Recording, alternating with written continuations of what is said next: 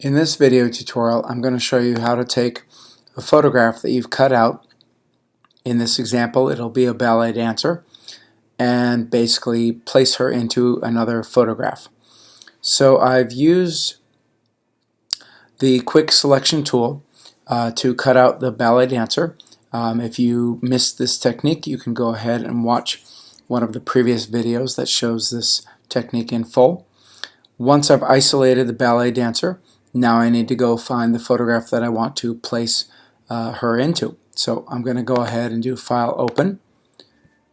I'm going to navigate and find the image that I'm going to place her in. In this case, it'll be a forest. And you'll notice at the top of the screen I have these little tabs that show both of my images. And in this case, the ballet dancer is quite a bit larger and higher quality than the forest. And it'll still work out, but it's something you need to be aware of. So I'm going to go to the ballet dancer. I'm going to go ahead and click on the Move tool. And I'm going to go ahead and put my mouse pointer right over the ballet dancer. I'm going to hold down the left mouse button and drag up until I mouse over the environment that I want to place her into, and I'm still holding down the mouse button. So while still holding down the mouse button, I'm now going to drag back downward and then let go of the mouse button, and she'll then be placed inside this image here.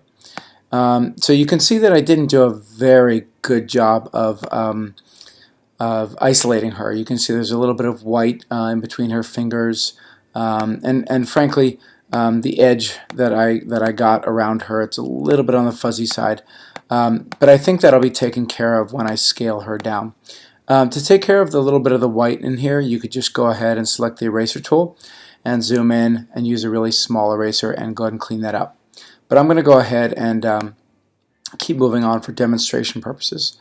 Okay, so I still have the Move tool selected, and what I'm going to do is I'm going to come up here to the top of the screen and I'm going to check on Show Transform Controls.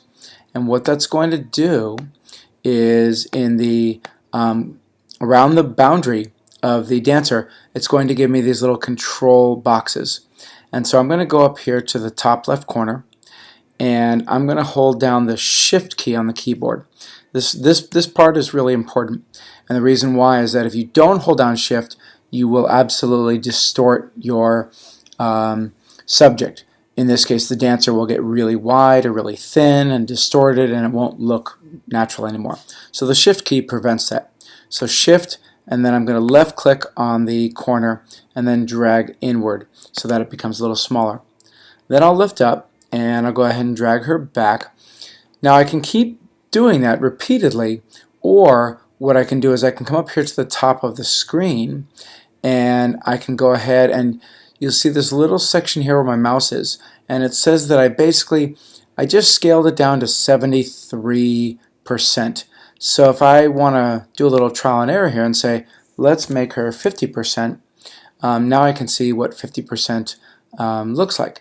And I can say, okay, well, that's pretty good, but it's not quite there yet. So I want to go ahead and maybe make her 35%, and I want to make that right there. So 35% is not quite there. So I'm going to go ahead and go a little smaller, maybe 20%.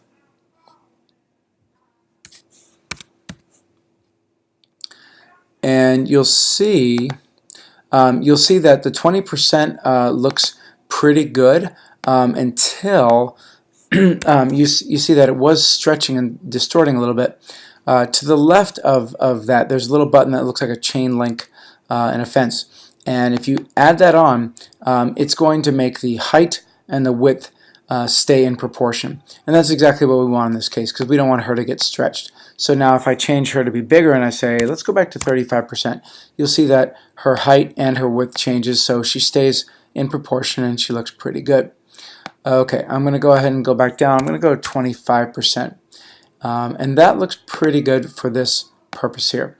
So I'm pretty happy with it. So to accept this now change, you have to hit the return key. If you don't want to accept the change, you can hit the escape key. So I'm going to hit the return key, and now she is there. So now I can place her anywhere I want. I could even put my mouse pointer outside of her boundaries, and I could rotate her if I wanted to. So maybe I'll rotate her in this because it makes it more dramatic, like she's leaping even more intently.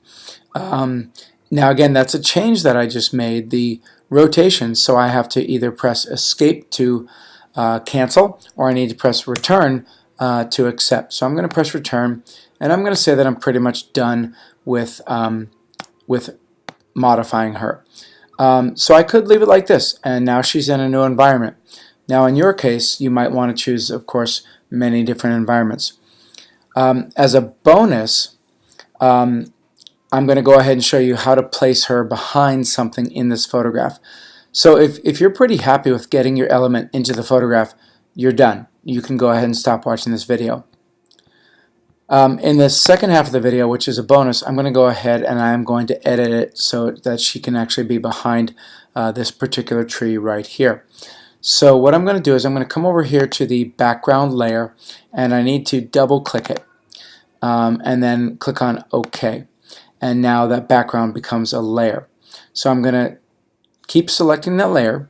I'm going to now choose the quick selection tool, and I'm going to go ahead and change my brush size a little bit, and I'm going to go ahead and left click and select the tree, and hopefully the quick selection tool doesn't grab too much extra stuff.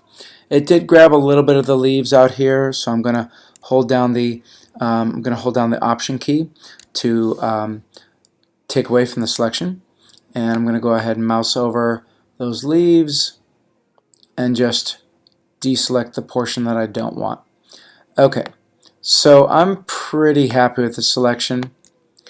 Okay, so now what I'm going to do is once I have a selection, I'm going to press Command J, J as in Joker, and with the selection done, you'll see that the selection disappears and it becomes a layer. If you look over my layer list, I have 3 layers. I have the very top layer, which is the dancer. I'll rename it. The second layer, which is the tree. I'll rename it. And the layer 0, which is my background, so I'll rename that BG. So now here's the cool part. I'm going to take the dancer layer, so I'll select the dancer layer, and you'll see that I'm going to place her over the or intersecting with the tree. And you'll see that nothing really looks new until I come over here to the layer list and I drag the dancer layer down in between the tree layer and the background layer. And now you'll see that because I selected the tree layer, she now looks like she's dancing behind the tree. And you can do this for all kinds of things. So if you think of, say, the movie Forrest Gump, you could insert yourself behind celebrities or famous artists, things like that, in photographs. You can even turn everything black and white if you wanted that same effect. I'll go ahead and do that here. So I'll take my tree layer.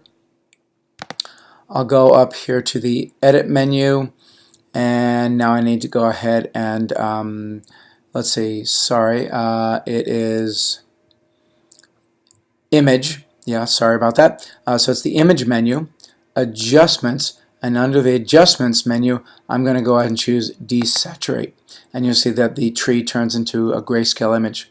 I could go ahead and take the background image and again go to the image menu, adjustments, desaturate, and now you'll see that the entire background is black and white.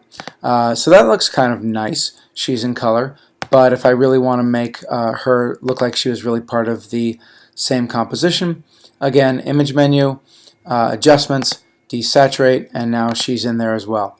She's not quite as intense as everything else. Her darkest values are not quite the same as the tree dark values, so she does still stand out a lot.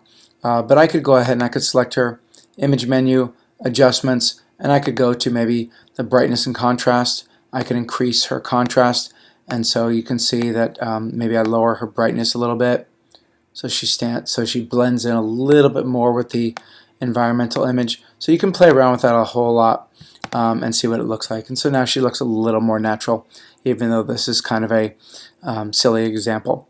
But that's it. That's how you take an isolated cutout element, in this case the dancer, drag her over and into an environment, and as a bonus you can go ahead and place the subject behind an element in the photograph. Alright, good luck, and I'll see you in the next video.